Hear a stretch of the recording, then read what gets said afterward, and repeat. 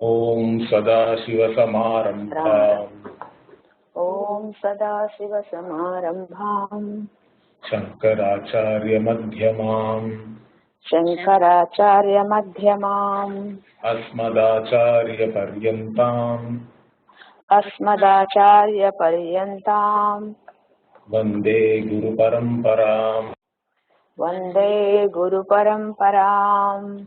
Om Bhadram Karnebhi Shrunuyama Devaha Om Bhadram Karnebhi Shrunuyama Devaha Bhadram Pashye Makshabhiryajatraha Bhadram Pasye Makshabhiryajatraha Sthirairangai Stuštuvagumsastanubhihi Sthirairangai Tuštuvagumsastanubhihi Vyashema Devahitam Yadayuhu Vyashema Devahitam Yadayuhu Swasti na Indro Vruddhashravaha Swasti na Indro Vruddhashravaha Swasti na Pusha Vishwavedaha Swasti na Pusha Vishwavedaha Swasti nastarkshyo Arishtanemihi Swasti nastarchyo Arishtanemihi Swasti no Brihaspati'r Dadhatu Swasti no Bruhaspati'r Dadhatu. Om Shanti Shanti Shantihi Om Shanti Shanti Shantihi. Yada Pashyaha Pashyate Yada Pashyaha Pashyate Rukmavarnam Bhavarnam Kartaramisham Purusham Brahma Yonim Kartaram Purusham Brahma Yonim Tada Vidvan Punya Pape Vidhuya Punya Pape Vidhuya Niranjanaha Paramam Samyamupaiti Paramam Samyamupaiti. So we are in the third Mundaka now. In the third Mundaka, the first verse started by showing the difference between Isvara and Jiva. Correct? Because it talked about two birds in the same tree. Okay, the same tree of samsara, there the tree also should be taken as the body, mind, sense complex. Both the Jiva and Isvara as Antaryami and witness are there in the same tree, which is the body, mind, sense complex if we take. But the Jiva is the one who is the Karta Bhokta, correct? So Jiva goes Swadu Atti. Okay. So Jiva experiences different things as the Karta. It goes and does certain things and experiences the results of those actions as Bhokta. So Jiva is the Karta Bhokta and Samsari because of that. But in reality, what is the Swarupa of the Jiva? The Jivatva of the Jiva itself is Vidya. That's what we have to understand. The Jivatva or the individuality of the individual itself is not truth. It is not Satyam. Because individuality also comes and goes. It is not your Swarupa. And once the Jiva understands that, then there is no difference between the Jiva and Isvara. That is the identity we are talking about. So Jiva, the Swarupa of Jiva and the Swarupa of Isvara are one and the same, which is nothing but Sachidananda Atma. Satyam Jnanam Anantam Brahma. The Satyam Jnanam Anantam is the Swarupa of both Jiva and Isvara. And they are identical. So this is what is pointed out here beautifully with that imagery. So the previous verse talked about what? That Jiva Sochati. Okay. Although they both are there, Jiva and Isvara are there in the same body, mind, sense complex. Jiva is the one who is subjected to sorrow. Jiva is the samsari. But when the Jiva looks upon the very body, mind, sense complex and the individuality also as Isvara's glory, then what happens? That same person becomes a jnani. Okay, becomes vita shokaha, without any sorrow, without any shoka. So this is the important thing. Again here, this whole creation is nothing but the glory of Isvara.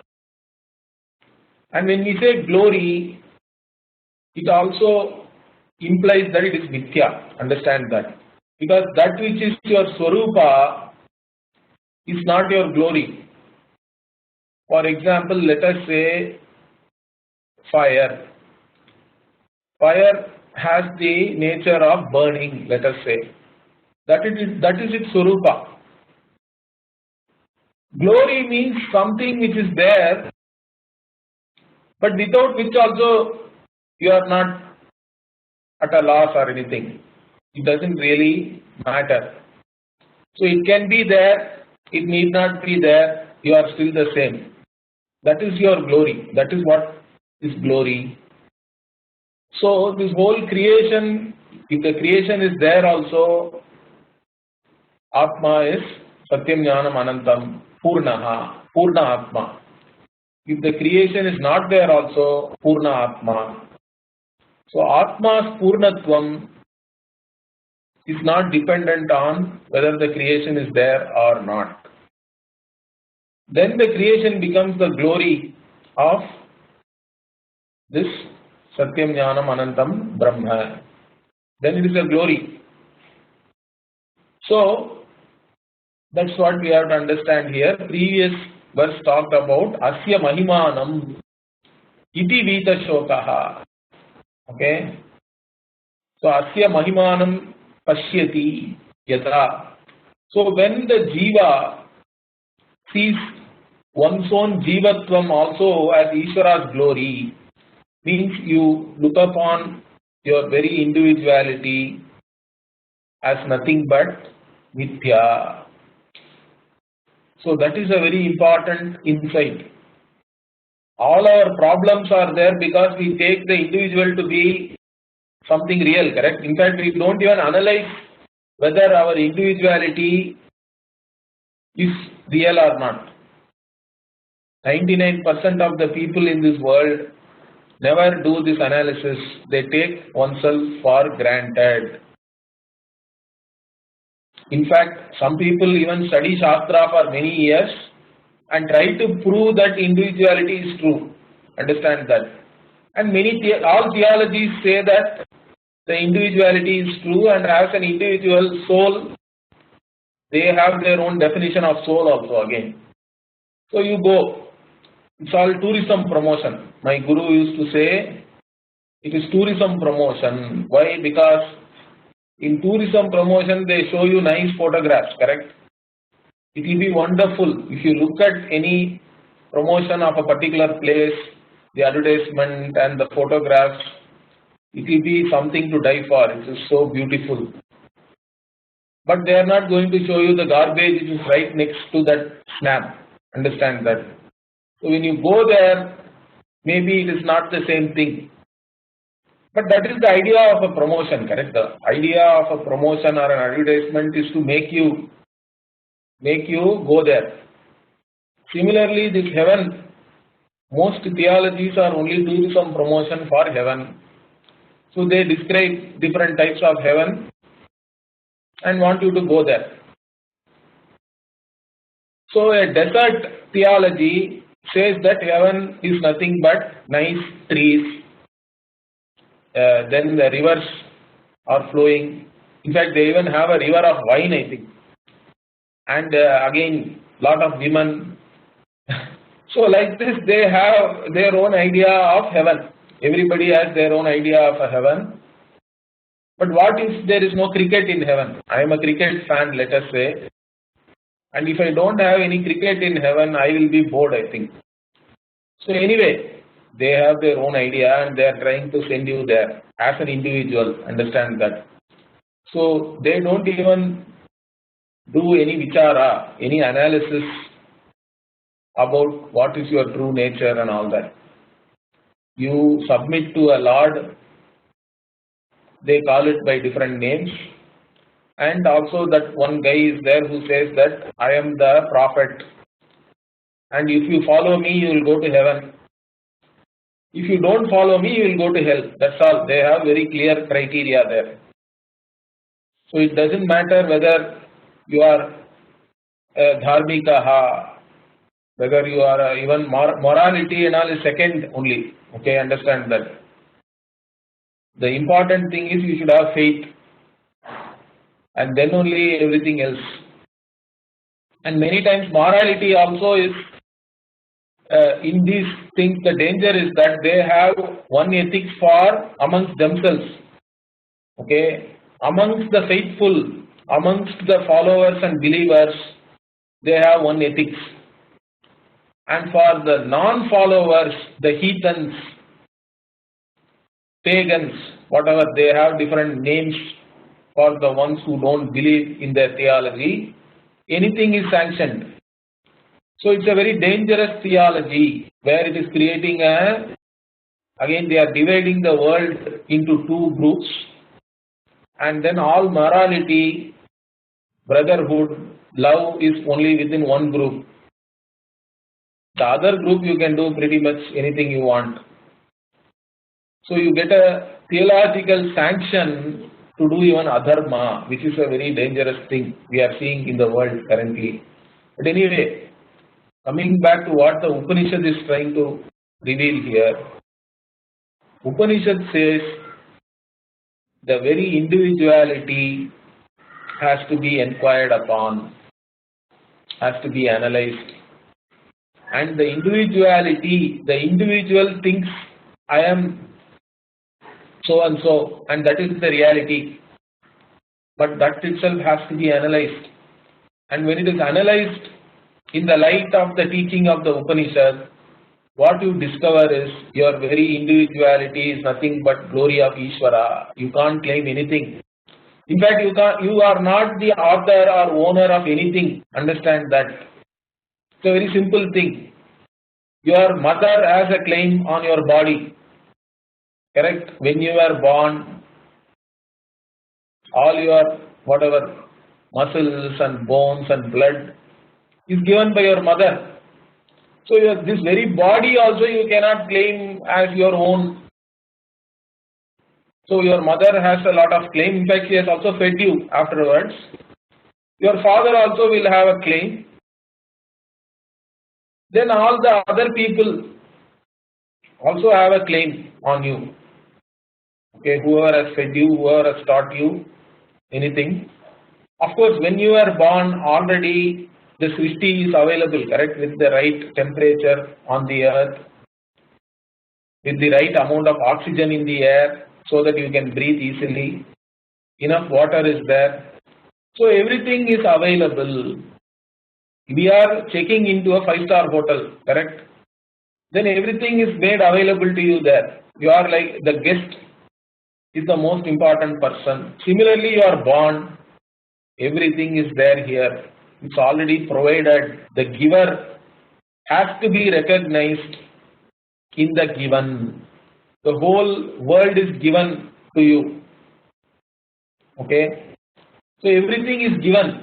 Your body, mind, sense complex also is a given. You can't claim authorship or ownership on this. You are only a trustee.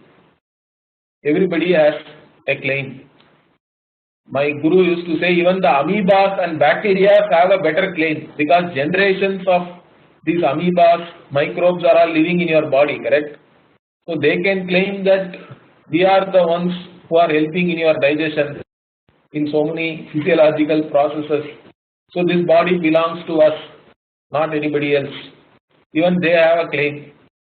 So what is it to, like, the individual ego thinks I, everything I, but that I itself is a wrong notion. Wherever that I is placed, whether that can be really placed there is something to be analyzed. Can I place my I on the body? No, because whatever you know is not you, correct? It's a very simple logic in Vedanta, what we call as Atma Anatma Viveka or Drik Drishya Viveka. So the Drishya cannot be Drik. The subject is not the object, or the object cannot be the subject. Like this, a simple analysis we can do, nothing complicated. If I see the body, I see the body, so I am not the body. I am the seer of the body, correct? Then I am the one who is seeing all my physiological processes also. I feel my hunger, correct? So prana also is not I. Then what about mind?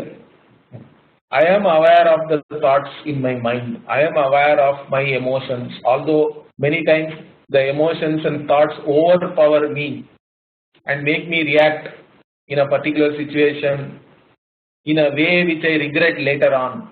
But still, I am aware of my thoughts, I am aware of my emotions. So there also, I am not also the mind. I am still the witness, the consciousness which is witnessing all these things, which is never an object, which is always a subject. That is I. And that I, once you understand that as Satyam, Jnanam, Anantam, then you are one with Isvara. Then what about this body, mind, sense complex, this upadhi? It's only Isvara's glory, because it is nothing but it's all part of Isvara's creation only. The whole creation is Isvara's glory, and this body, mind, sense complex is nothing but Isvara's glory, and it is mithya, obviously. So when you look at that way, look at all these things in that way as the glory of Isvara, then your small ego has no place there. Understand that. Because once you have understood that your very individuality itself is mithya, then you have, as though you have understood your true nature, correct? You have now become one with all the upadhis. Sarvatma bhava we say, correct? So, in fact, recently somebody wanted to know about Vasudhaiva Kutumbakam. There is a famous saying, correct? Even politicians are all using it today. Vasudhaiva Kutumbakam. The whole earth. Vasudha means earth. So Vasudha eva Kutumbakam means what? Whole earth is my family. Now this saying, where does it come? It comes in an Upanishad called Mahopanishad. Okay. So many of these sayings are all coming from Upanishad. Understand that. So it is talking about the knowledge of a jnani. So for a jnani, this whole earth is family, or the whole earth is himself only. Because I am the Chaitanyam which is lighting up all the minds, all the body, mind, sense complexes within the creation are revealed, are lighted up by the Chaitanyam which is I. There is only one Chaitanyam. But awareness is there, is manifest in all the different body, mind, sense complexes. And I am the one who is manifest as awareness in each and every body, mind, sense complex, and all that is my glory only. Isvara's glory means what? It is my glory. You have to own it up. So once you have this vision, then what about this small ego and all that? There is nothing to be egoistic about. Okay. That is what is akhanda akara. We say akhanda akara means what? You understand that you are not limited. There is no khanda. The subject object khanda is mithya. Correct? Drik drishya khanda is mithya. Wherever there is any division, it is all mithya. Akhandam Purnam is my Swarupam. That is the teaching of Upanishad. So once you understand that, then where is the question of having any shoka, any sorrow?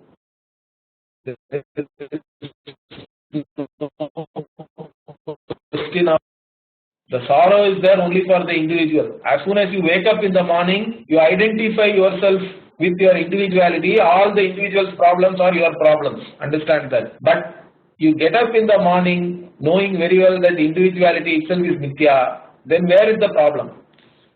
The problems are there only drama. The actor is not having any problem. Then it is only a role playing. You can still be an individual in the Srishti, taking part in Isvara's yajna, because this whole Srishti is like a yajna. You can take part, nothing, no problem. You can keep doing whatever is asked of you. Isvara has given a certain script, prarabdha karma has started, keep going. There is nothing to be sorrowful about.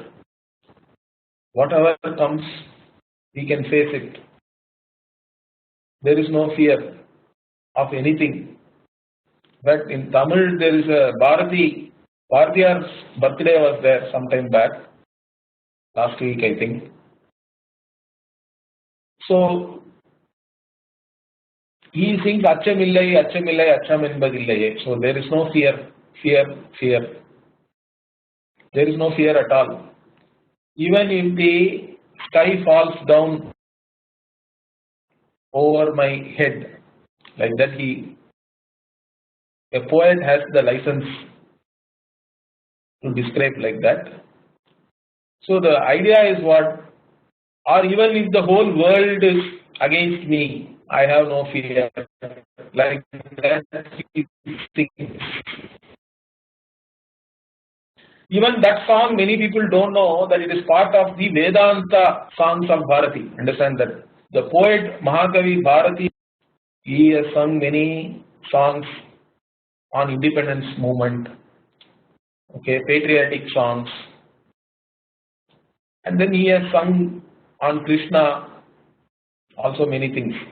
But he also has some of his poems with Vedanta, and this Achamillai is typically even sung by anybody, even in school and all, they teach it to children, but they don't know that this is actually, he is actually talking about a jnani there, because only a jnani can truly be fearless, because there is nothing other than oneself.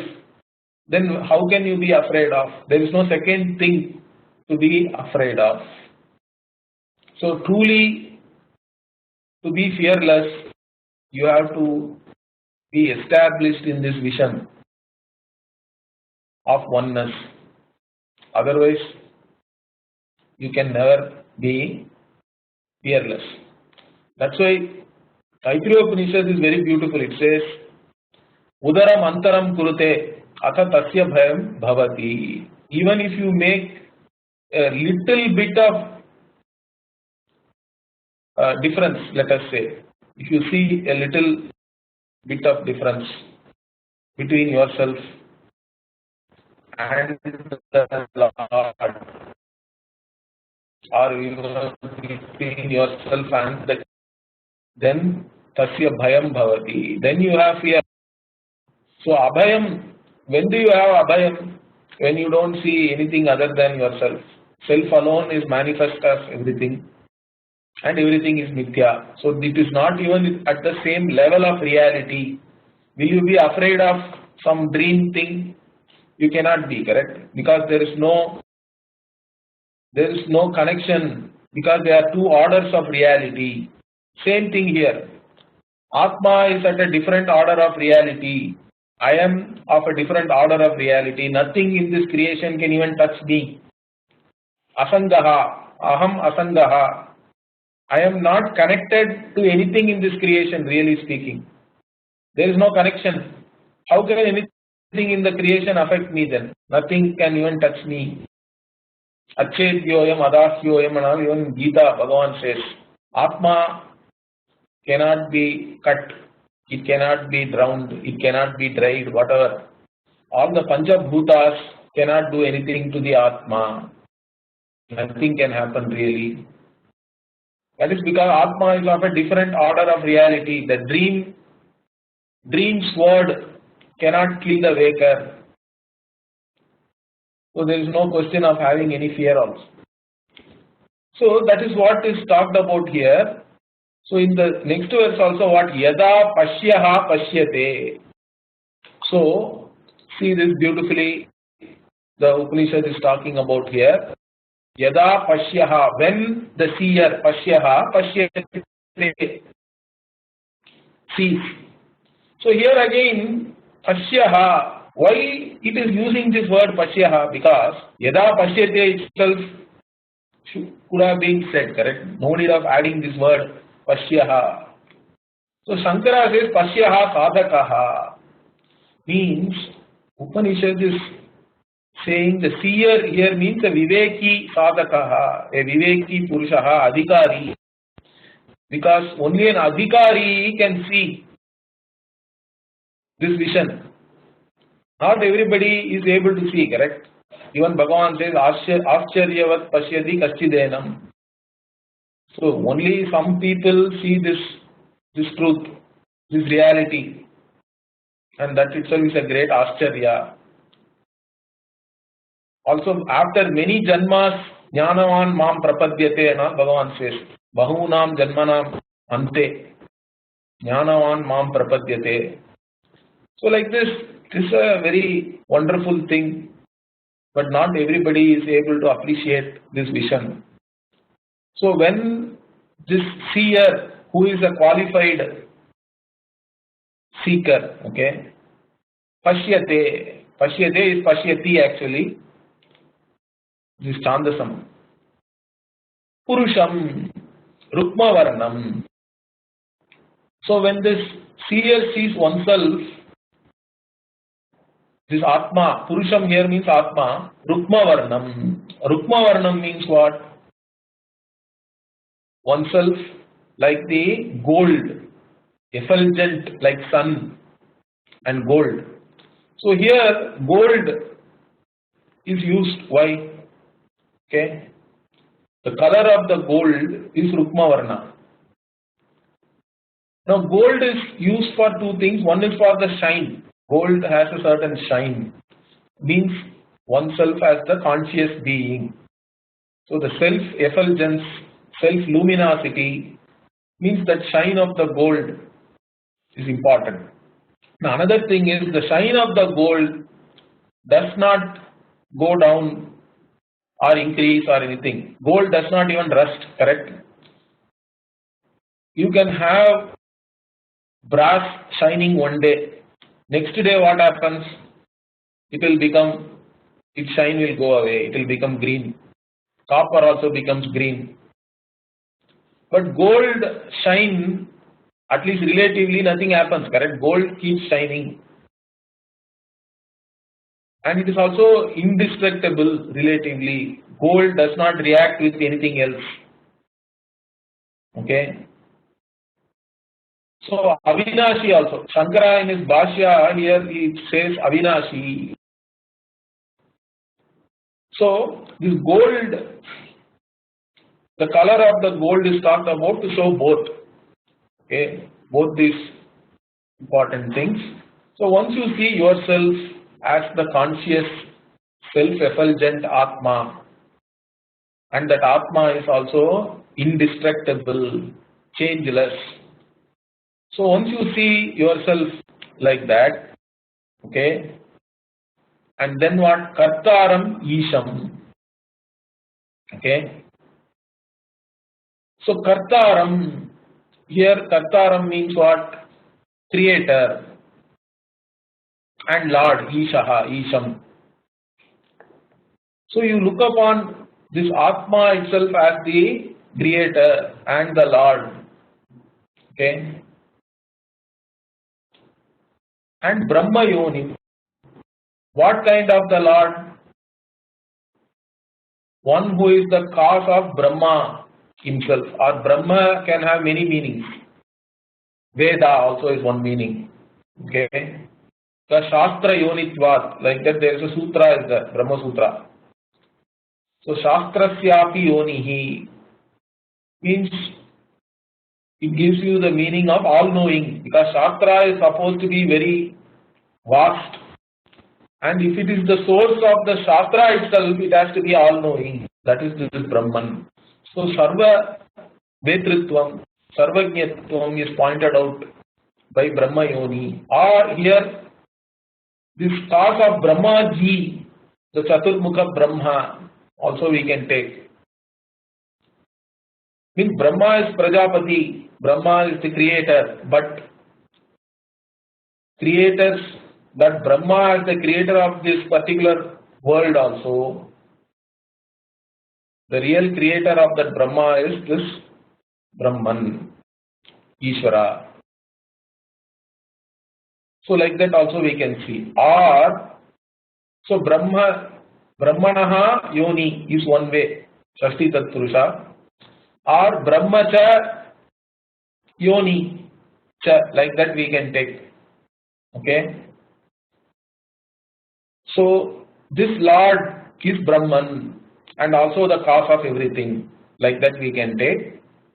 So if you take like that, the important thing here is this Karta and the Lord and the cause, being the cause of everything, is all Brahman.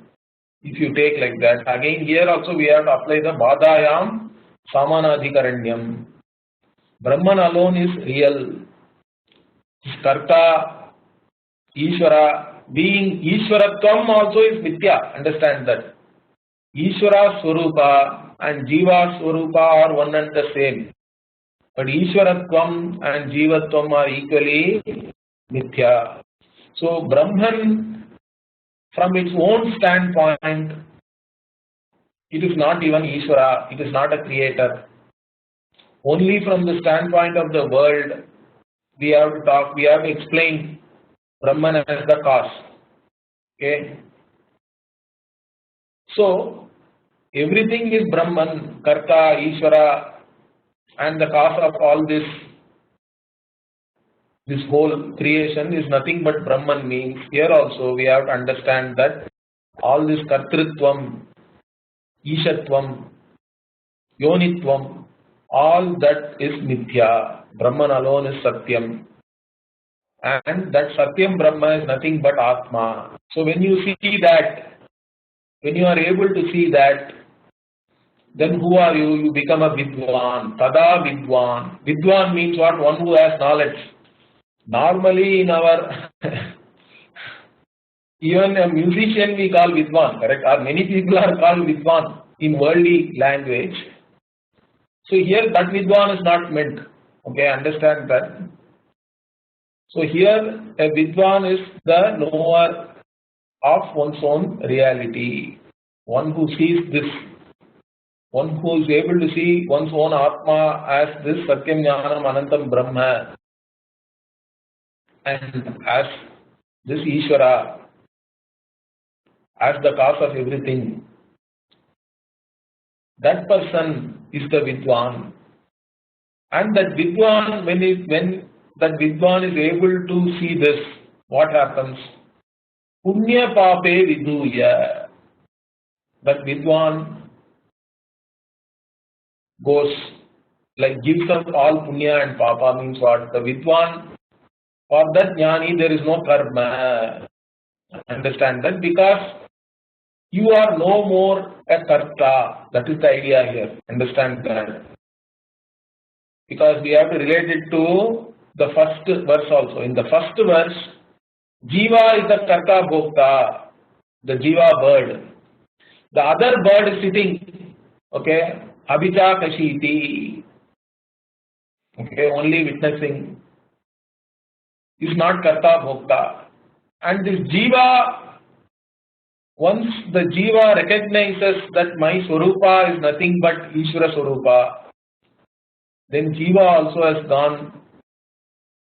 Jiva has now understood that I am not a karta bhokta, means I am no more subjected to any punya and papa. Punya pape vidhuya. So this giving up this punya and papa. And also niranjanaha, being free from anjanam means here impurities. Okay. So malam, nirmala, niranjana and all means same. So one who is free from any impurities, like the gold. Okay, effulgent, free from impurities. Being free from any impurities means what? What are the impurities one has? Mainly ignorance. Ignorance is the greatest impurity which I have. And once you are free from this ignorance that I am the individual is the greatest ignorance.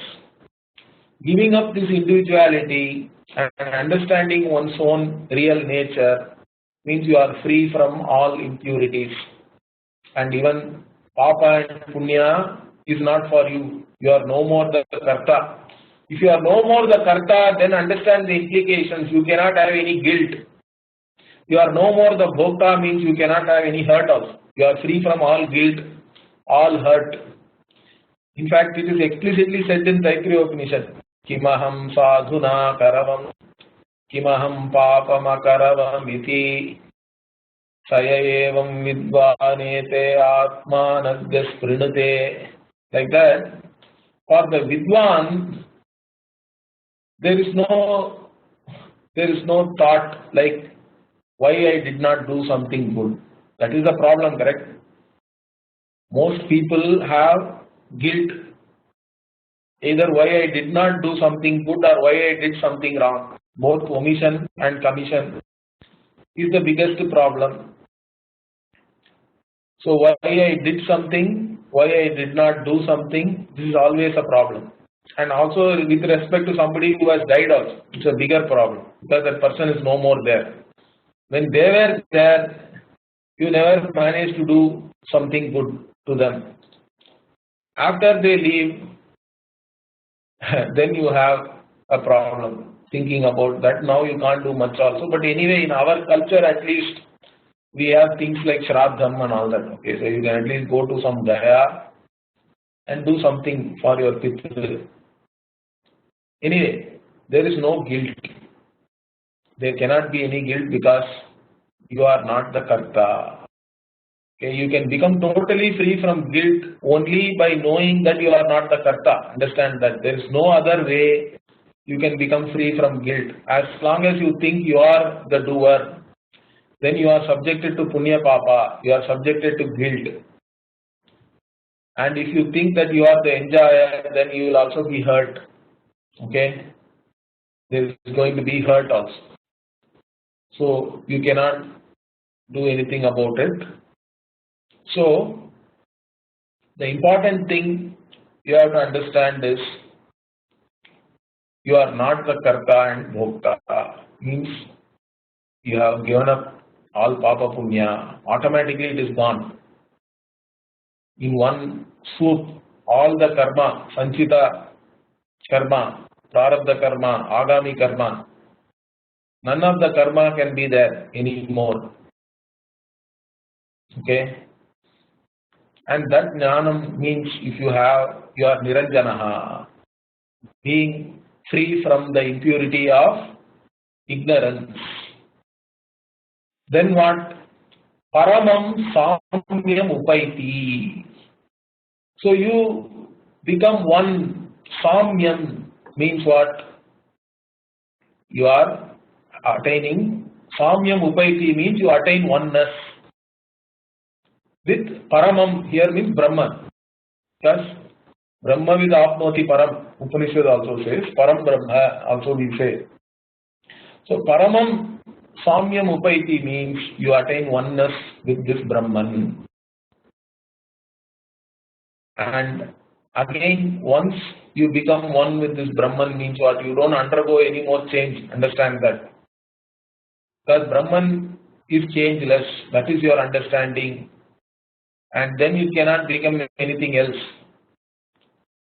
You are free from any modification. Sadbhava Vikara is not there for you anymore.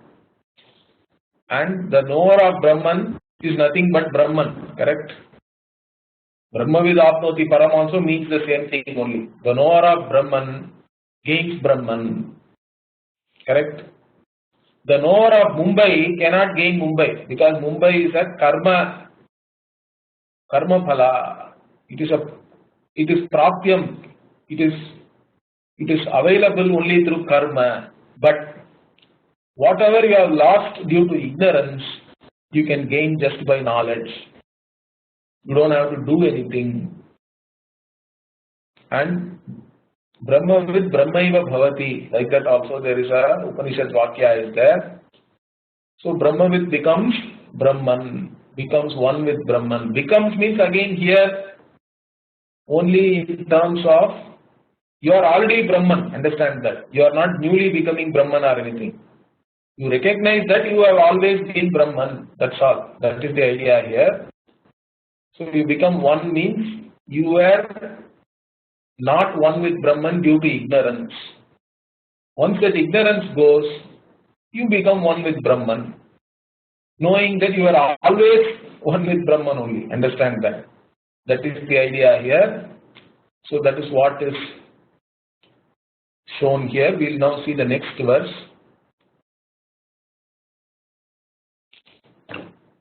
Next verse is Prano, it should be, here it is called, Prano is there, but it is Prano Yesha Yaha Sarva Bhutaihi.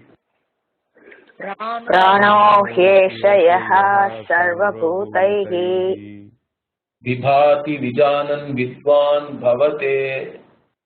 Vibhati Vijanan Vidvan Bhavate Nativadi. Nativadi Atma Kridaha Atma Ratihi. Atma Krida Atma Ratihi Kriyavan Yesha Brahma Vidam Varishtaha. Kriyavan Yesha Brahma Vidam Varishtaha. So again, this is a very important verse. It's also quoted a lot. This Atma Krida, Atma Ratihi. These words are all quoted. It's a very important verse in Mundakopanishad. So here he, Yeshaha, he means indeed. Yeshaha, this Isvara.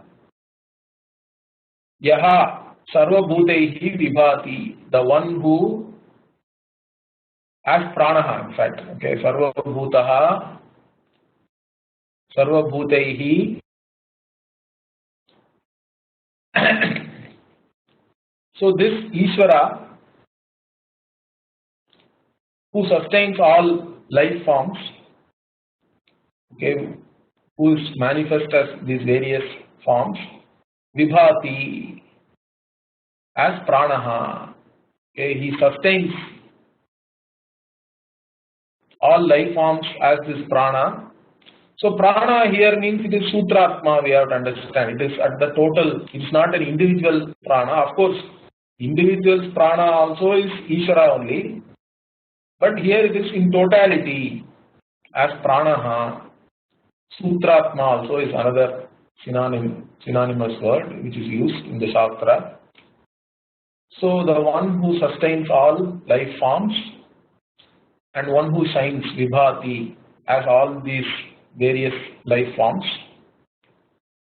Vijanan, Yaha, the one who knowing this Vidwan, okay, the Vidwan who was talked about already, even in the previous verse. So what happens to this Vidwan? Knowing this Isvara as oneself, okay, as not different from oneself, and knowing oneself as this Isvara, this Vidwan, bhavate nativadi. Ativadi means one who talks too much in general, okay.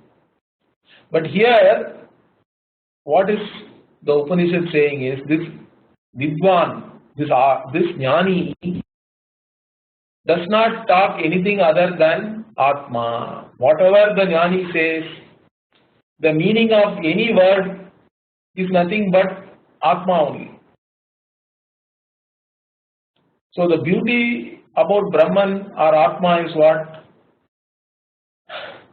It is not the meaning of any one word, but the meaning of all the words are nothing but this Atma, this Brahman. That is why it is Anantaha.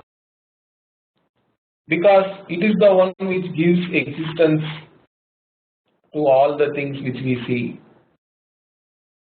So it cannot be the meaning of any one word, but at the same time, the meaning of all the words is nothing but this Brahman. That's what we have to understand. So whatever the Jnani knows, whatever one talks about, each and every word, its meaning is nothing but this Brahman or Atma. So one can never talk anything other than this Atma. So the Vidwan becomes, the Vidwan does not talk anything other than Atma. That is the meaning of this. Na ativadi bhavate, bhavati here also. And then what? Also whatever the Jnani may do, correct? It is like one is playing with oneself. Atma kridaha. So Jnani plays with oneself. Atma ratihi means you revel in oneself, you rejoice in oneself. So here one important thing is some people say this na ativadi means Jnani should not talk anything at all. Jnani should become like a dumb person.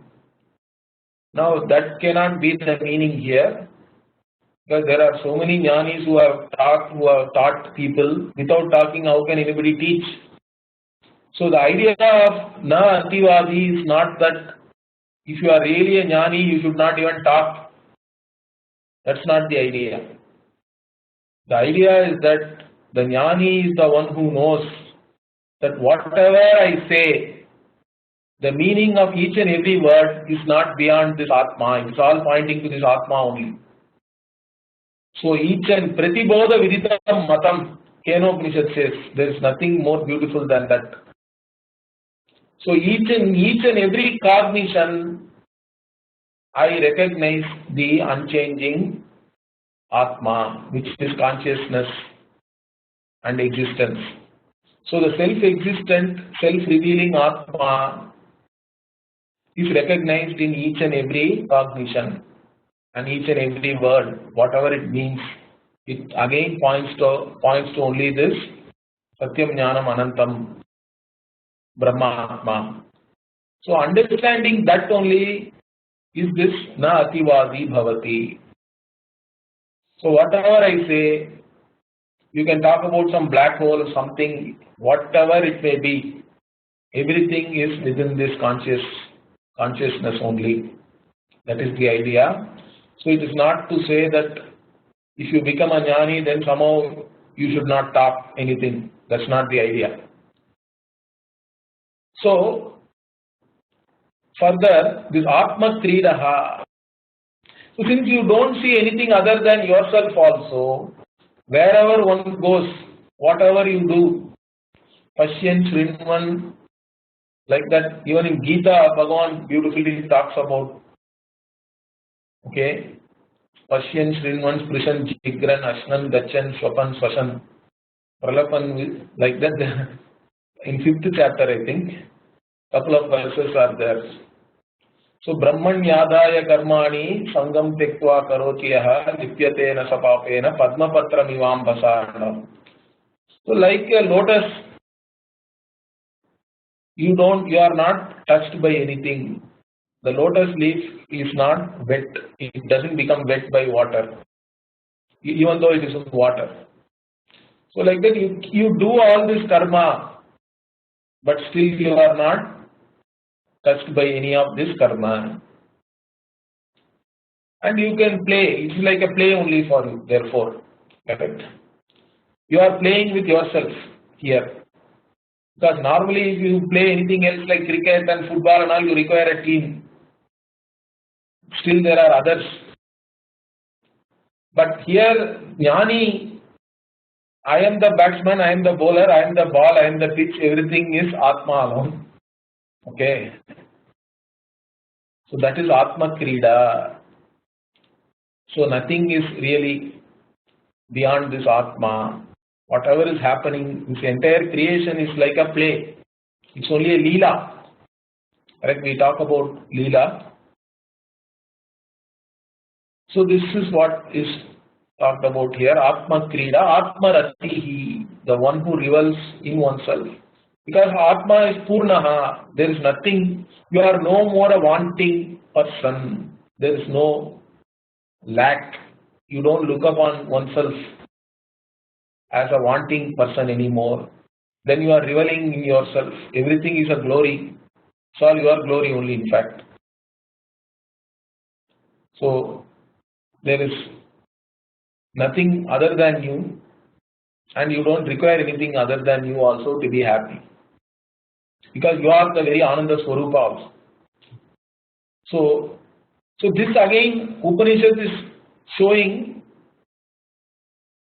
to differentiate, because Ajnanis revel in Anatma. Correct? You require something else, otherwise you get bored. You have a problem. There is a law of diminishing return also. In anything you enjoy also, whatever you enjoy first time it seems very enjoyable. Correct? But after n times it is not the same thing. No more enjoyment. Even a song, hit song is only hit for some time. Then it is out. Some other song becomes hit. So in Anatma, this Ananda is never Purnam. It's not complete. Okay, you don't have complete satisfaction also. That is because it is separate from yourself. But even anything you love for the sake of oneself only, Atma. Correct? Atmanastu kamaya sarvam priyam bhavati. So using that only, the Upanishad also tells you that the only thing unconditionally we love is oneself. And therefore, oneself has to be the source of all happiness also. So, once we understand this, that I don't lack anything, I am not a wanting person, I am of the very nature of Ananda. I am Ananda Swarupaha. Then it is Atma, you rejoice in oneself, you revel in yourself. That is Atma Ratihi. You don't require anything else. There is no requirement of any external stimulus to be Ananda. You are of the nature of very Ananda. And you are also Kriyavan. That is the beauty. So you are the one who has got action. But you are not the doer. That is the thing to be understood here. So you can be doing things without having any sense of doership, because doership itself is Nitya. Even Bhagavan says, Tasya kartaram apimam Vidya kartaram avyayam. So he says, I am the one who created this entire world, but know me as the one who has not done anything. I think in the 4th chapter it is there. So that is the thing we have to understand here. You can be in the thick of action. You can do all the activity you want to do, knowing very well that I am not the karta. You can have karta. Loka sangrahamevapi sampashyan kartumarhati and all. Even again, I think in 3rd chapter also it is said.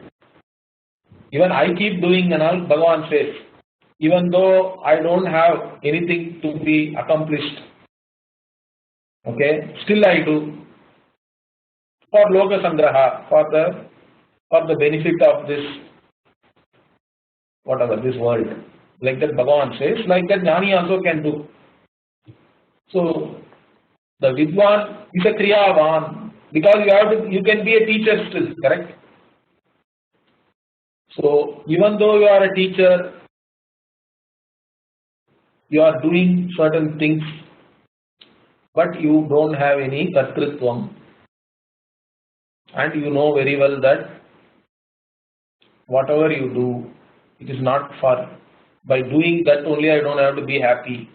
That is the idea here, because you are Atma Kridaha, Atma Ratihi. So like this, it is important to understand this. Here one more, in the Shankara Bhashya, if you see this, some people bring in this Kriyavan, means they try to bring in what is known as Jnana Karma Samuchaya. Okay, there are some people who interpret this Kriyavan here to mean that even after gaining Jnana, the Jnani has to do something, has to keep on doing Nitya Karma, Naimitika Karma, because without Karma, you cannot have moksha. Like that, there are some people are there. Okay, so they recommend you should have knowledge, jnana, and you should also do karma. It is a mixture. You have to do both. But again, their moksha is nothing but going somewhere. You have to go to Vaikunta or Brahmaloka, whatever, Samsvarga. That's all they are talking about. So for them, here this Kriyavan, they are trying to interpret it like that.